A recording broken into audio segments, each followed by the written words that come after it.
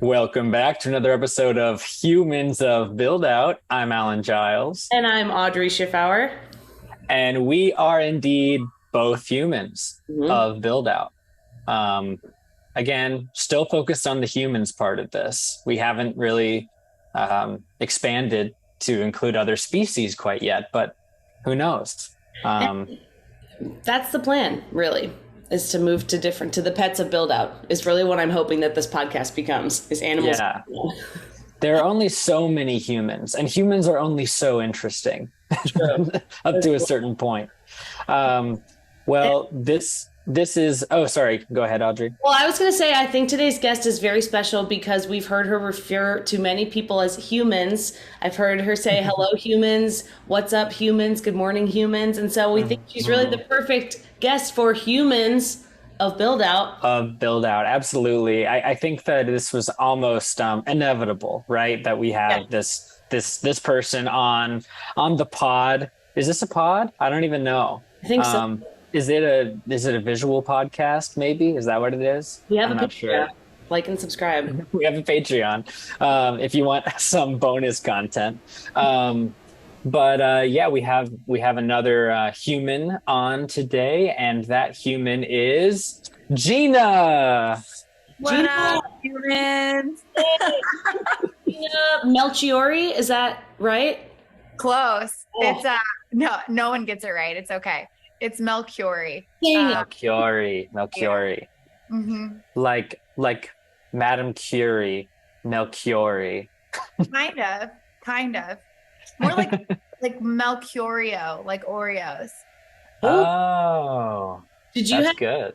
do you have any tricks, Gina, for when you were little with like teachers or people? You know how some people say, oh, it's Melchiorri like this. Did you have anything like that or no? No, I failed. I Yeah. had zero things. I just I knew as soon as they would get to my name, if it was the first day of class, and they'd say Gina, like it's fine, it's me. You can say Smith. Like, don't try. The teachers that got it, they couldn't say it normal. They'd always want to put their little Italian spin and be like Melchiorri. I'm like, it Okay, yeah. is. Cool. At least you don't have a super popular first name, so that hopefully there weren't like six Ginas in every one of your classes, and maybe they could just say Gina.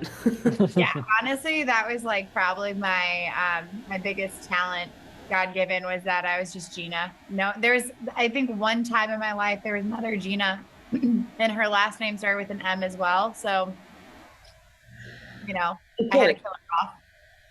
Right. She's no longer with us. She's moved away. Yeah, I brought her to a farm where she could play with the other Gina's house. That's really nice. Yeah. And again, that's sort of where we're going with animals, right? We're trying to get to the farm. That's sort of where this is all heading. I do. I have my cat is staring at me right now. Probably peeved because he somehow took off his bow tie. He wears one every day. And I put it back on him and he goes, and now that's staring at me. So if I get Oh, yes, you know why. Okay, well, well, we know what is your cat's name? Randall. Nice. Great name.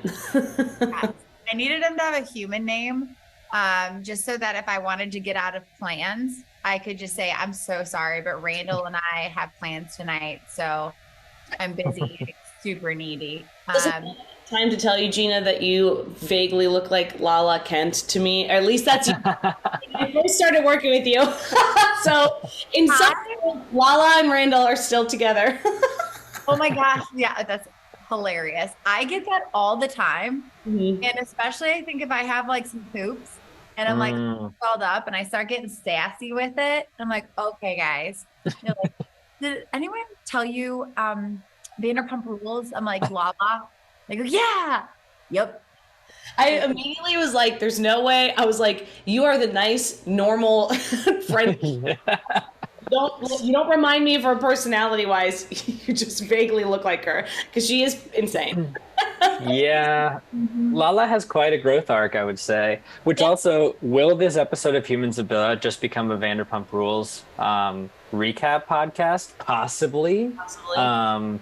Maybe. But But we'll just have to see. I did go to Sir for the first time a few months ago. Now that I live in LA, and I've also been to Tom Tom, and I have met Tom Sandoval, and that is my big Vanderpump claim to fame. Wow. Oh my gosh. Honestly, like screw learning about me. Let's talk about that. That's wild. We'll I'll tell you what. The lens of Vanderpump Rules. Yes. Yeah. Every answer that Gina gives has to be like, what do you do at Buildout? I'm basically like the Lisa of the sales team. Oh my God. Yes. I think I might run out of it because I haven't watched that in so long. When they all started becoming like actual adults, it wasn't as fun for me. No, yeah. The messy part in the beginning, that's the gold right there. Yeah. I need to watch people that are stunning but have none of their lives together to make me feel better about every choice I've ever made. Exactly. I don't want people getting their lives together. That's not fun. The arc in my early 20s, my personal arc of being like, getting out of college, and it was like I went to like this small liberal art state school and being like, oh, what's cool, what's fun, what do I want to listen to, and being like, I don't watch that trash reality TV, that's not for me. And then by the time I was 23, I was like obsessed with like every reality TV show. I'm the one who's been missing out here. No, it's a cultural thing, but I know. I swear it's like Matt, my boyfriend, will pretend like he's so against them and hates them and whatever. But if I have it on, he slowly starts moseying over and will like get off of scrolling through Reddit for like a couple minutes, which is big. I mean, that's a big moment. And then he's like, what is that person's problem? What are they doing? Why are they mad at each other? Like, and you're like, this is why we do. Yeah, I can relate to Matt. I'm the same way. I think I'm so above it, but when Nicole flips on Real Housewives of New York, sometimes I'm just like, I take a second glance and I'm like, what is Dorinda doing? I don't know. Dorinda. Oh man, you got to watch like the early seasons of the New Jersey one when tables are getting flipped. She did force me to watch that. I was forced to watch the Teresa and all of her madness. Force. Oh yeah, exactly. Well, now it's nice outside, so hopefully we're all spending time outside. But in the winter and spring, Gina, what was some of the stuff you were watching? Like watching any good shows or good movies? Oh crap. You weren't. Here's the problem. During it, I could tell you what I was watching. Post watching it, I don't remember anything. It's like it's all gone out the window.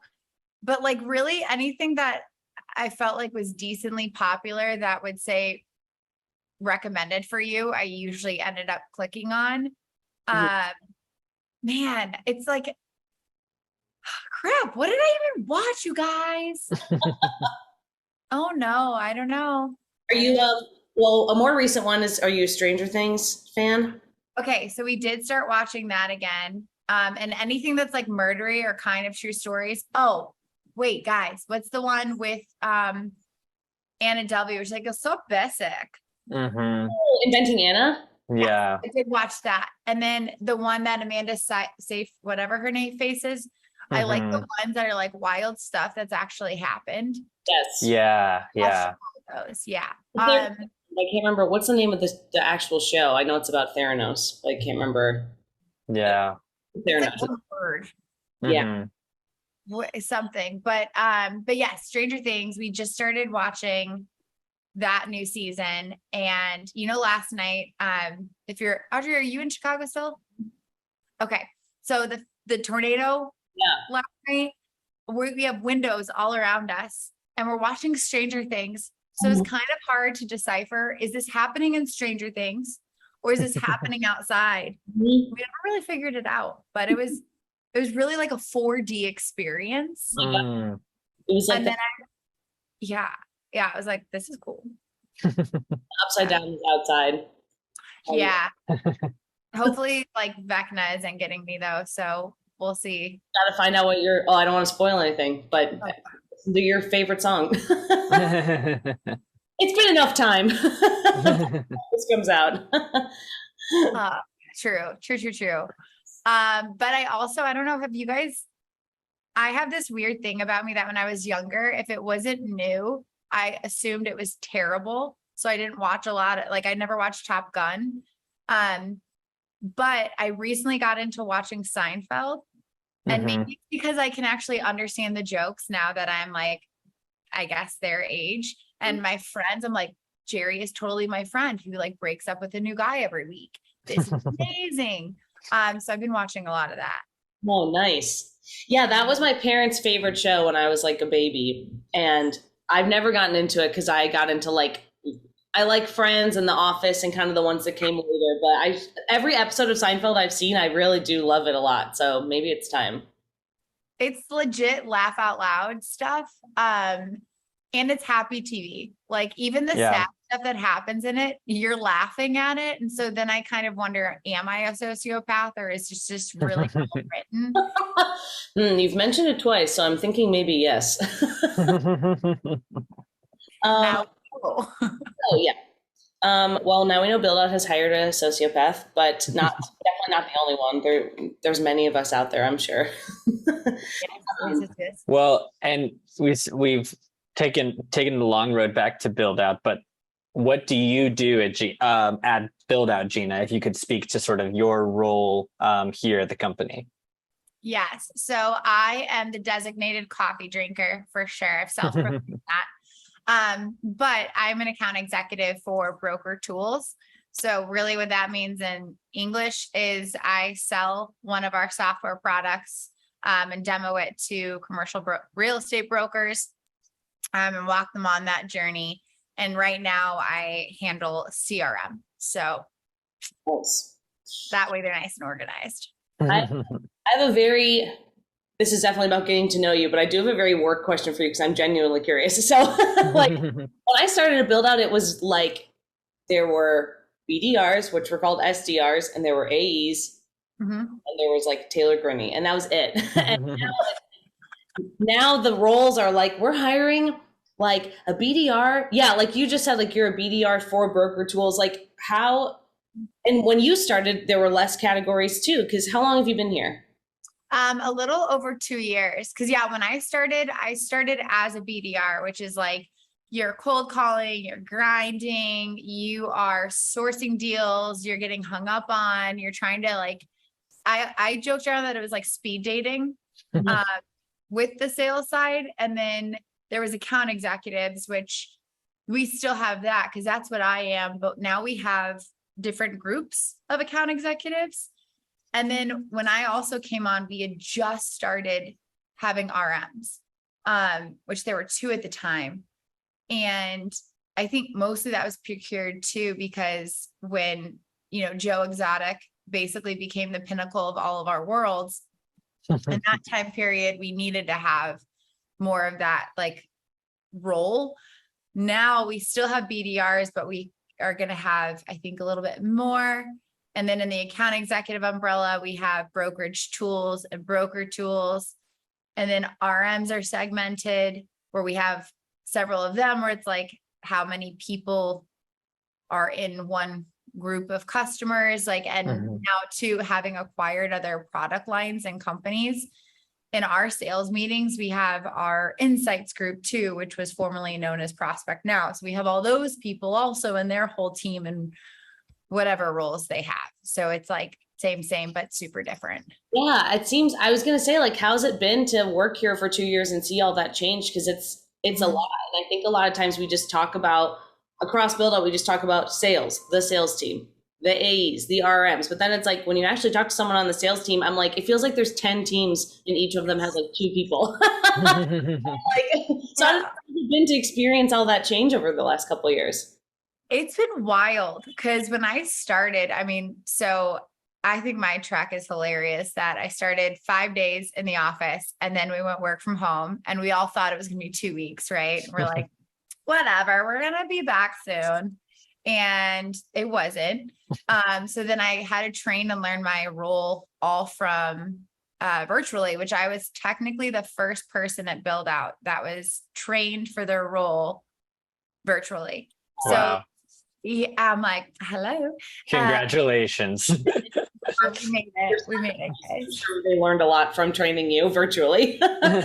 Yeah.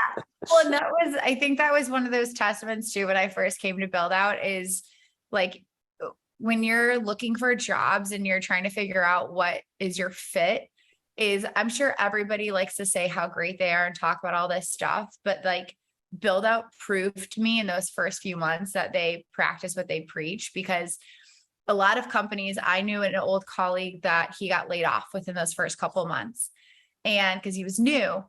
And my team, that never was even an option. We just changed what my projects were that I was working on. So I was still practicing what I had learned, but I was just going after and like prospecting into different groups, like customers that attrited, which we had never done before, or to a particular enterprise company, which we had never done before. And then, yeah, like helping carve out, how do we train somebody from Google Meets and Zooms. Mm-hmm. And everybody, and like I thought it was cool that my opinion mattered and what I was saying wasn't getting shut down. They'd be like, yeah, we should try that. And then we would, which was cool. Mm-hmm. But yeah, I mean, to your guys' point, having been here when I first started, things were pretty set in stone. We had one product line, and there were a couple things they were figuring out. And growing with the company, when I was promoted to the account executive role, there was a completely new role, completely new product, completely new segment that we were trying out. And like with that comes a lot of collaboration and a lot of honesty and a lot of pivots, and everybody involved needing to adapt, which we did. And now we've carved it out into this cool role where my colleagues and I, like, not to toot our own horns, but we're crushing it. We've learned a lot. And like, it's cool to be part of that growth where we go, we don't know what we're doing. We're figuring it out. And then getting to the point where we know what we're doing and we've helped create processes and collateral. And then like when we train new people, I don't know, it's a cool feeling to start from like a noob and then have it completely grow into this like new world that I had no idea, which is great for our growth, but also to know that the people that are coming in, there's so many more opportunities for them to continue to promote within too, which is always great. We love it. That's great. I mean, I feel like what you're describing is, I feel like a lot of people probably have had employment instances where you felt very much like a cog in the machine. I know that I have. And and I know that like to what you're speaking to, like the ability to come in as a new person to like, be listened to and be like, oh, I have opinions. And like, even though I'm a new person, like people actually care what I think about. Like it's definitely a testament to, like the folks on your team and the leadership on your team, like actually just respecting you as a person, which I know is a good feeling for anybody. So that's great to hear. Yeah, it's nice to know that like you're not just being told you're valued, and even to kind of go backpedal a little bit, like, so Mark Garcia, who was literally my direct boss, he was my direct manager. I had one-on-ones with him every week. Like he helped train me, and that's how much smaller we were. We're now at this point, he is, CRO, he's got like all these other teams, and he's still like, I still can go to him and be like, Mark, I need your help. And like, he helped me with the deal that we had to get creative on, and just dropped everything and still had a meeting with me. And to me, that was the coolest thing, that I felt comfortable even back then going to him. And I still do, where I've been at jobs like what you were talking about, where I didn't even want to go to, my colleague and give new ideas. Yeah. To be able to be like, I'm going to my CRO and giving ideas. It's pretty sweet. Because it's like, I feel like I know so many people in person from Buildout that I have no problem. I mean, also I've worked here for like 4 years, so it's so much easier for me to reach out to anybody and ask a question. And I have to remember that so many of us so many people started virtually, and it's So it's a testament to you too, Gina, that you can reach out to people, because I think it can be hard for people to be like, yes, you're saying that I can reach out, but we've all had jobs where that's not actually what people want you to do, or that's not actually the case. Like those people aren't accessible. And I'm like, you should just message Zach Furr. He's so nice. And then some people are probably like, he's the head of the design team. He's got to be so busy, blah, blah, blah. And I'm like, no, seriously though, like he doesn't care. Like, so like, it's hard to find that balance of like, they're saying I can, but then actually finding out that those people really are accessible. I feel like for me, it made working from home virtually easier too, just to know that I could Slack those people and I would actually hear back from them. It's a good feeling. Mm-hmm. It is, especially too, like even in the virtual world, you have to be you naturally are more conscious about when you're asking questions. Whereas if we were all sitting at a desk, I just turn around. I don't care if I'm bothering you. I'm like, yo, what's up? What about this question? Can you help me? Mm-hmm. Whereas you're asking, hey, can I put time on your calendar? 15, 20, how many times have I asked you a question? All right, I'm going to disperse it and Slack other people on my team. So I don't overuse this route. And it's hard to tell people's like their tone sometimes through it, which love all of our emojis that we have.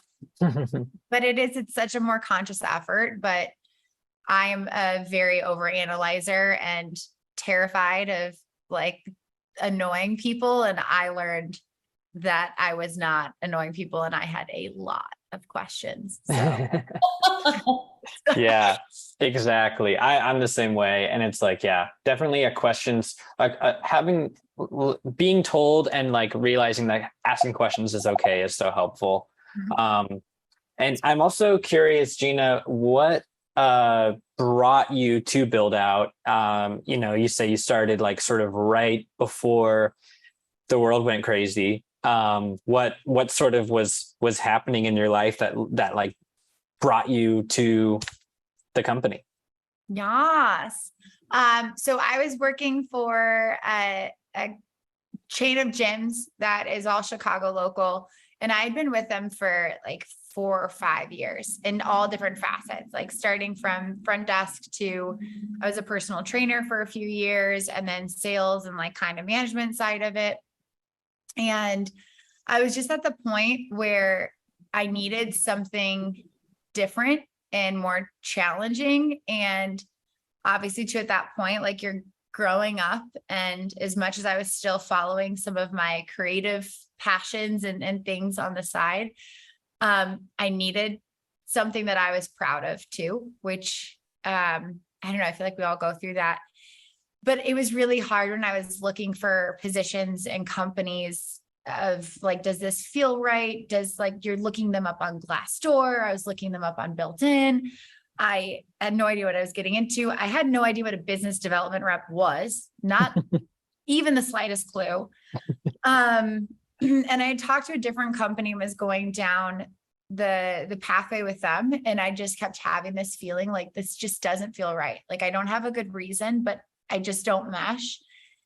And I declined, which I was terrified about. Like, oh no, did I just put a dead end on myself? And then I checked my LinkedIn, and one of our Tessa, I think, was one of our recruiter humans. Yeah. She slid into my LinkedIn DMs, and I was researching the company, and I talked to her, and like some of my family was involved in real estate. A friend of mine is a commercial real estate broker. So it felt like a really good mesh. And then I also saw that we had a ping pong table and coffee on tap. And that felt like a really good move for my soul. Mm-hmm. And then when I met with other people on the team, like Meg, who is, my direct manager now, and Mark, everything. I remember leaving Buildout, and I had called my dad, and I was like, if I don't get this job, I think I'm just going to give up, because there's nothing that's going to beat this place. And I just felt at home. So that's kind of like how I got there. And then thank goodness I did, because we all know gyms went to Hell in a Handbasket. Right? Yeah. I was just thinking about that, like for the past several minutes, Gina, since you said that. So to clarify, it sounds like at the exact perfect time possible, you pivoted from working at a gym to working at a job where you were able to be trained up and work remotely right before the entire world went remote. Literally. And I That's remember crazy. so scared because I had promised them like loosely that I would be in that role for a couple of years. And it hadn't even been a full year that I was in that role that I like promoted to. And I felt like my little people pleasing soul, they're going to be so mad. Oh my gosh, I have to stick with them. And I think it was a testament to listening to your gut. Because I would have been absolutely screwed, like for lack of better words. And now I've been here for, over 2 years, and it's insane. It's scary. Like that anxiety of, oh my God, if I hadn't made this choice, but we did. So we're here. Yeah. And I'm happy that you had one less thing to think about and one less piece of uncertainty in a time that was so uncertain, that you didn't, on top of all of everything else with COVID, you didn't like lose your job, which, yeah. Yeah. That place that I had said no to, an old colleague of mine said yes, and then ended up having to find a new job a couple months later. So like another weird serendipitous, whatever moment. Yeah, it's nice to learn to trust your gut, and it is scary because there's always so many things that make it seem like it's not a good idea, and then your gut is like, no, you should go for it. And it is scary, but it's like the older I get, the better I am at doing that. And almost every time I do it, it pays off in like tenfold. So it's a good lesson. Literally. It's so weird too, because it's hard to, at this day and age, to go to somebody and explain to them your decision making. I can't really explain it. It's just, it's a feeling. Yeah. It's like, okay. They're going to be like, I know exactly what you mean. Yeah. Or like when you go to someone and you're like, I'm caught between these two choices, and they're like, well, just do this one. And you're like, nope, actually you picked the one that I don't want to do. But now I feel like I have to entertain it because that's what your suggestion is. It's like this reverse psychology, it's like as soon as someone is like saying, well, go for that one, you're like, but what about the other one? It's like, yeah. But I've always loved whenever people have told me, like whether it's dating or friendships or moving to a new place, like you moving to LA, is that if it's not a hell yes, then it's a hell no. And it's always sat with me is that like even accepting the job here, like it was such a hell yes that I was going to be so sad if I couldn't get the job. And the other stuff that I had like looked into or interviewed with was just kind of like, well, I mean, it's fine. And gross. Who wants that? Yeah. That's like, I don't know if this is a saying or if I just heard this, but it's like a coin toss isn't to determine which one you do. It's to help you figure out which one you really want, because heads or tails, and then you get heads and you're bummed. Then you know that you want tails when it feels like you can't decide, but really you do have a top choice. And I like doing that. I'm like, I'll flip a coin, and if I'm disappointed with what I get, then I know I want the other one. Ooh, not me about to flip a coin every single day. Coffee or Celsius? Both. It's on its side. Okay. Well, Gina, thanks for telling us about, how you sort of collided with Buildout, but also we'd love to know more about, everything before that. I mean, where did you grow up? Oh, yes. Back in the days. So my hometown is literally called Normal. I've been there. Normal, Illinois? Yeah. Oh, yeah. I went to an improv festival at the school there, the university. Yeah. Yep. Yeah. So, it's a real place. I grew up there. Like my bedroom at my dad's was literally my nursery. So we still have the same house and everything. And then I went from one cornfield to another, and I went to college at the University of Iowa. I loved science and math. So like any 18-year-old that literally has no idea what they want to do, I was like, oh, I'll do engineering. And so I did chemical engineering for 2 years. And then I took some business and which, obviously the exact same thing in curriculum. And I ended up graduating with marketing. So like completely different worlds. And then at that point too, I still had no idea what I wanted to do with my life. And I had always been involved in some sort of creative outlet, whether like I was in a ballet company when I was younger. I started getting into some acting and pageants.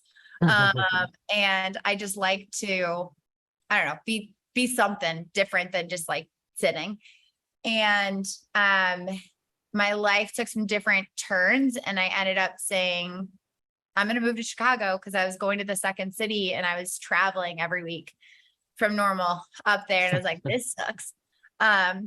So I moved. I didn't have a job. I had zero plan. And I moved to Chicago with my best friend. And then I started kind of figuring out, went to the conservatory for a bit. And then I was doing a lot of random stuff. Like I was a nanny, and I just went to the oldest girl's high school graduation this weekend, like crazy. And yeah, now I'm here, but I still trying to figure out that like creative outlet. It's tough, because like anyone wants to be able to fulfill it, like, and pursue it full time, but like, living out of your car eating ramen is not like a look anymore. Yeah, the starving artist aesthetic. Like, no, we have options. So then I got into voiceover work right before the pandemic, and it's almost out in the world to actually be purchased, but I got hired for an author to do her novel and novella. So I finished all that. I was in my closet. I'd get done with Buildout, and then I'd go in my closet for hours, and then I'd edit on my couch, and then do all this thing again for months. Wow. Wait, okay. So that's fascinating. Yeah, what can you like give us like the elevator pitch of this novella? Like what's the genre? What's the vibe? What happens? Yeah. So she's got her novel and then novella, and they're like different paths, which is super cool. It's like a fantasy fiction, of course. There's adventure, there's a little romance, which we love. It's a little bit of everything combined, but it's like the character that is the main voice is hella relatable, because she also was like trying to figure out what she's doing and second guessing herself, and finally found a place that she feels like she fits in, and like goes through this arc of growth, and I don't know, it's cool. So I kind of feel like I'm talking for myself in it. But it's good.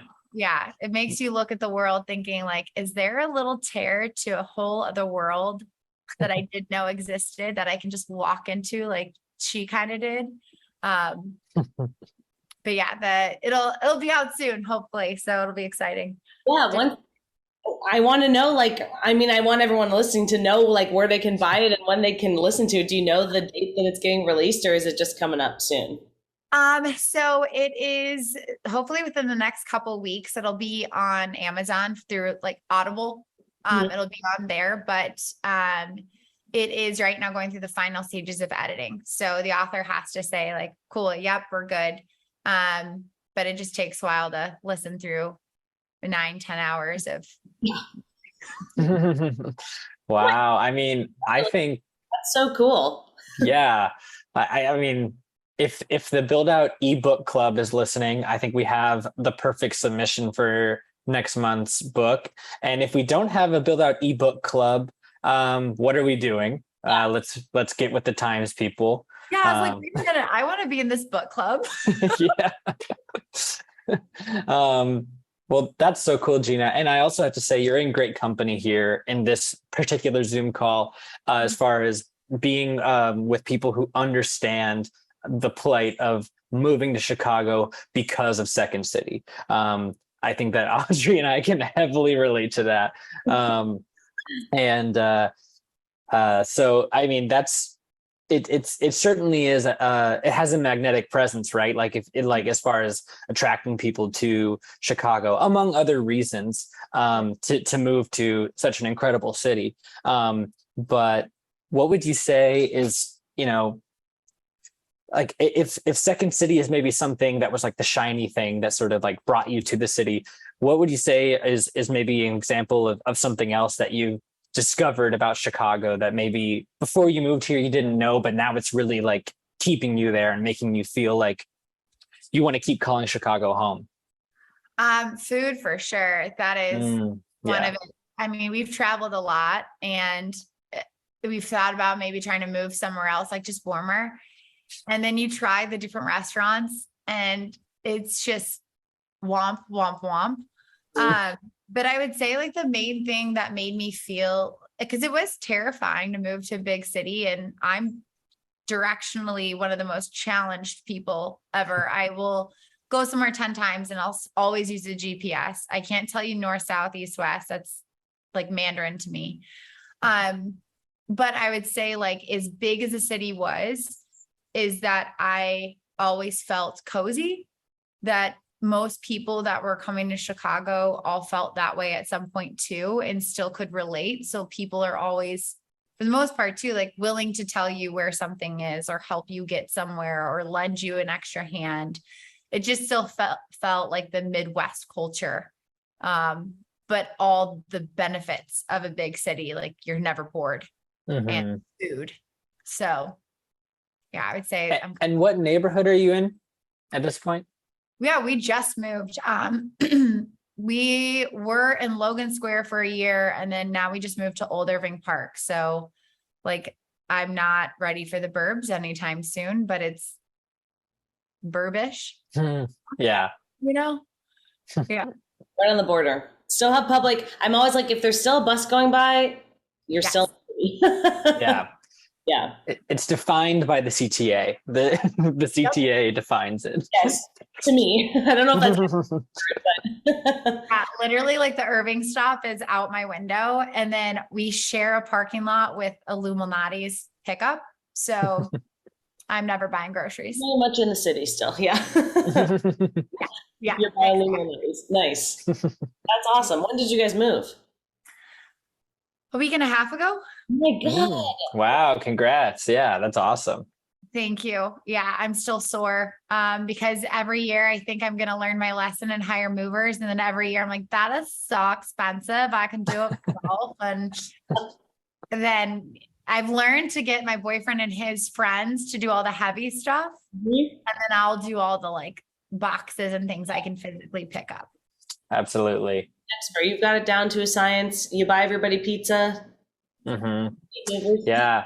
Pizza and beer is the universal, movers rate for friends. Wow. A week and a half. So you've got to still be settling in and unpacking and stuff, but like, have you unpacked all the boxes or? Okay, we're going to call myself a psychopath now. As soon as I move into a place, I have to unpack everything and it has to go in its home.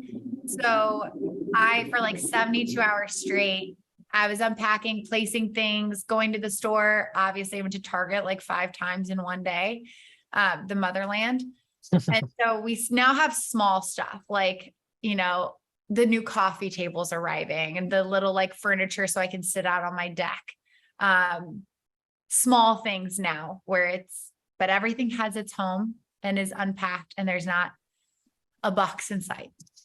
I totally know what you mean. It just stresses me out to see stuff in boxes. And once you're unpacked, it's like, okay, now I can pull and now I can really actually figure out where everything goes. But the first thing I do when I move into, like the day after I move in, is I have to get all the boxes out of there because I hate walking around them and you don't know where anything is either. Like you're packing last minute. So it's like there's clothes, but then there's also like some kitchen utensils and your shampoo and like I remember the day I moved into, not the place I live now, but the last place I was in, the day I moved in, there was a projects team outing and I moved in and I was like, and now I get to go drink and eat on build out, so I'm going to go do it for sure. Yeah.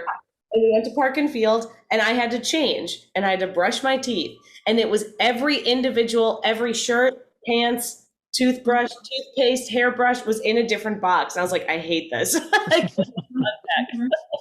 No, that's exactly. I'm like, the moment that you're starving and you want like a bowl of cereal, you can't find the bowls, you can't find cereal, can't find spoons. No, she gets.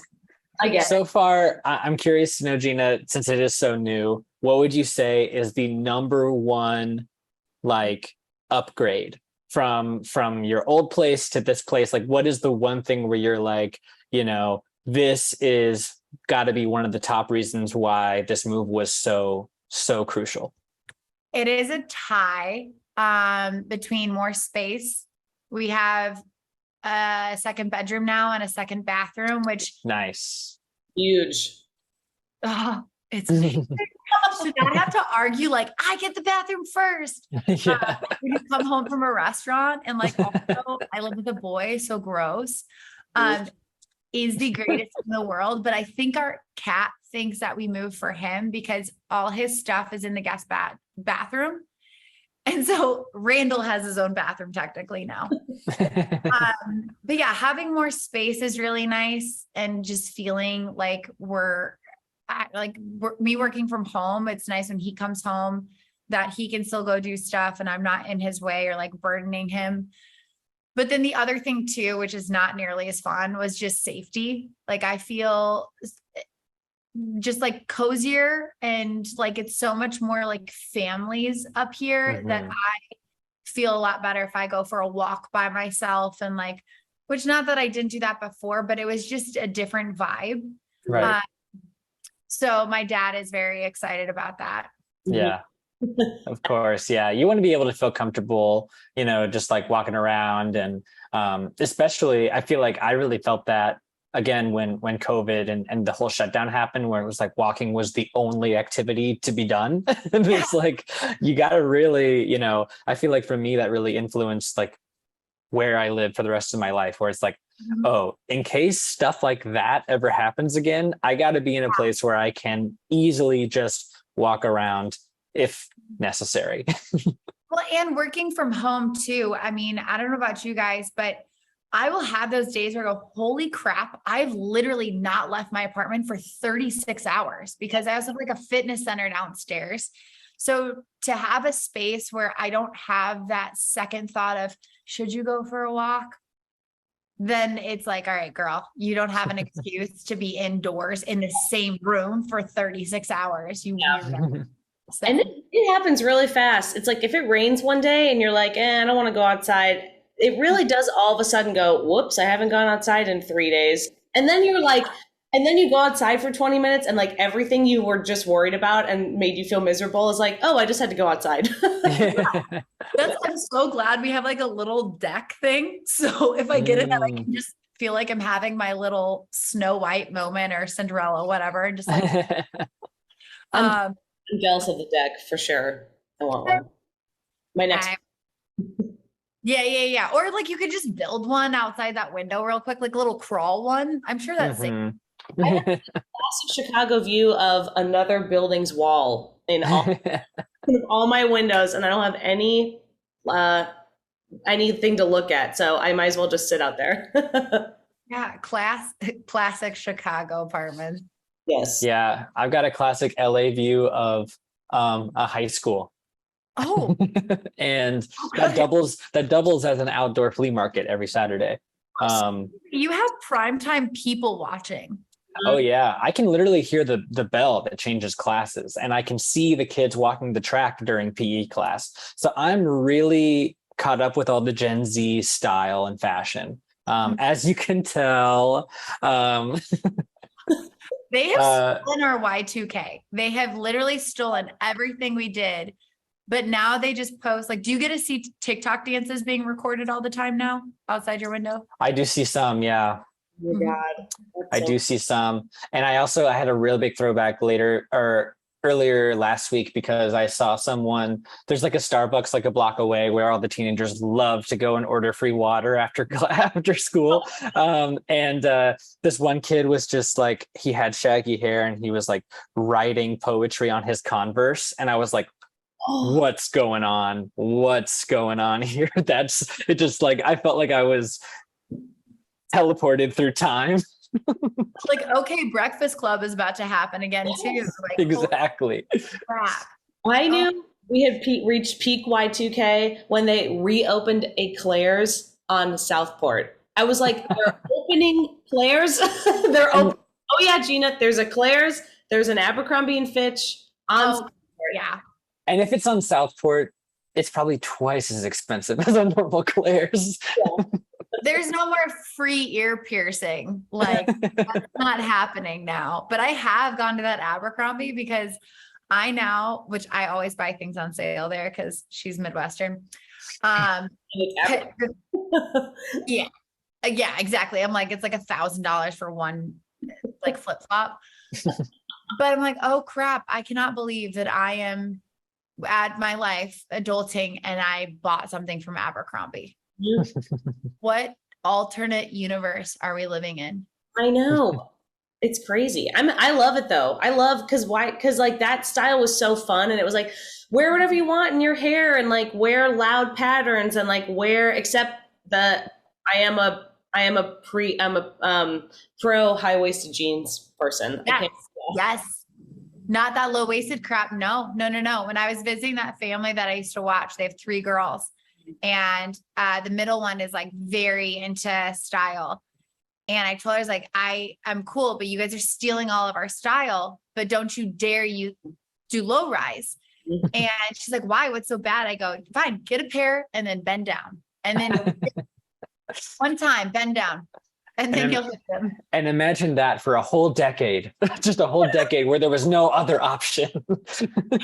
Yeah, she didn't. Okay, this is so bad, but they don't know the term whale tail, but we all did because low rise was our adolescence. Yes. Mm-hmm. So I had to explain it to her and I'm like, you've never seen somebody's like underwear popping out of their pants, have you? And she's like, no, it's never been a part of my generation. I'm like, yeah, well, because we've evolved. Yes. We have the technology. yes. Learn from our pain. Oh, that must be so fun though to see them and catch up with them and just relive stuff in school and like that. So so one of them just graduated high school and then the other one is 16 and then the baby is 13. So when I was with them, the baby was 5. Oh my God. That must be a mind, like, you know, for you too, to be like, and you're how old now? And that means that I'm how old? Like it made me feel less annoyed for all those, you know, your parents when you're out with them and one of their friends goes, oh, this is the baby. I'm like, yeah, obviously I'm growing up. But it's made me have such a less annoyance with that because I literally at one of them, I just kept staring at her and we've kept in contact and I talk to them all the time, but it was just so weird that she's almost as tall as me. Whereas before I could fit her in my pocket. I'm like, that's not okay. Yeah. The other thing I was going to ask you about was something related to COVID, because I feel like COVID like warped our sense of time. And it's like, oh, that was 6 months ago. And it was like, no, that was 2 years ago, you know? So in addition to going for walks, like, did you pick up any fun hobbies or like during COVID? I had every intention. I bought a keyboard piano, and I bought books and I tried to memorize a couple songs because I used to play instruments when I was younger, not for long. That has sat in my closet at my dad's for a year and 11 months. But then I tried running, which if I'm running, you should too. There's something chasing us. I got into that and I got up to like running a couple miles without stopping. And then I was like, this is my peak. I'm done. Yeah. But honestly, a lot of people get 2 miles, so that's impressive. Thank you. It was horrible every step of the way. But the biggest thing, and this is so shameful. So I got, this part isn't, but I bought a Nintendo Switch, and I got like the little DS one, or the whatever, I'm mixing up things. But then I got a yellow one right when it happened. Like I went down to my dad's, he was working from home. I went to stay with him for a couple months, didn't know what was going on. So like, you want to be with your parents. I bought the Switch, and because we all were relieved of social gatherings and like there was no FOMO, I played the Nintendo Switch so much, literally just Animal Crossing, got carpal tunnel. And so for like the first 2 months of COVID, I had to have a wrist brace because I wouldn't stop. I was like working on the computer, and then I was on my Switch for hours at night. Like literally on a Saturday, it was 9 hours. And my dad came home and goes, Bean, did you move? I was like, well, I peed, but like, so. Okay. Yeah. Being obsessed with Animal Crossing, this might be the most extreme case I've ever heard. That's so funny. Very relatable as well. I was in that camp as well. Oh my gosh. Have you gone, do you have Animal Crossing? I do, yeah. When's the last time you visited your island and residence? Oh gosh, it's been too long. They're probably all so upset with me, all of my islanders. They're gonna like roast me as soon as I log on again. That was, I played for a smidge bit like 6 months back, and then I haven't been on it. And I know as soon as I log on, they're all gonna passive aggressively be like, wow, Gina, you didn't have to be, if you're upset with me, you should have just told me and not yeah. 6 months. Yeah, they're gonna be like, wow, I forgot that you live here. Stuff like that. Well, Gina, this has been so fun. Thanks for being a human of Buildout with us today. We're gonna wrap things up in a little bit here. But before we do our final activity, is there a message, something that, you know, maybe like a mantra or something that you have that you want to share with all of the listeners, the watchers, the other humans of Buildout today? Ooh, yes. I think there's two things that I've always tried to live off of, two things. There's actually three, but there's two main ones. Things that my dad and my grandma taught me.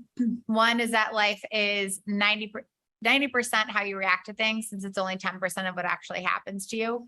So I've always tried to live my life like that. And I think it's super helpful because we learned you don't have control over a lot of stuff, but you do have control over how you react to it and how long you let something hold you down or debilitate you. And kind of going hand in hand with that, the other thing that I live by is people will not remember what you said. They will always remember how you made them feel. Again, going with control, there's a lot of things that you don't get to choose, like how tall you are, what you look like what your talents are. But every single person chooses what comes out of their mouth and their tone, and if they take their crappy day out on someone. So I love it. If Chris Crisco has made it this far, I will shout him out because that's one of his favorite quotes as well. And yeah. So you guys have that. Yeah. Well, it's like in anything in a world, like choose to be kind, or where you can choose to be in the world, whatever. Yeah. Yeah. It's a good one. Those are both. Yeah. So important. Thanks for sharing, Gina. And we're gonna end this like we always have, with a little rapid fire game of this or that. So we're just gonna go. Audrey and I are gonna take turns and just answer as quick as possible. Just gut feeling. Don't even think about it. Just the first thing that really speaks to you. That's the correct answer. My palms are so sweaty now. Just from I'm like. Yeah. Because there is. Awesome. All right, ready? Here we go. Okay. This or that, standing desk or beanbag chair? Oh, beanbag chair. Black Eyed Peas or One Direction? Black Eyed Peas. Soda or LaCroix? LaCroix. Disney Channel or Cartoon Network? Disney Channel. Showing up way too late to something or showing up way too early to something? Way too early. Stephen King or The Lion King? Lion King. Doing an interview with Audrey and Alan or doing an interview with Joe Rogan? Audrey and Alan. Yeah. So nervous about that one. Thank goodness. It's just like throw this entire recording out if I didn't answer that. Exactly. Well, thank you, Gina. You picked all the correct answers for this or that. So congrats. And again, thank you for being a human of Buildout. Signing off, I'm Alan Giles. I'm Audrey Shapauer. See y'all next time. Thanks, guys.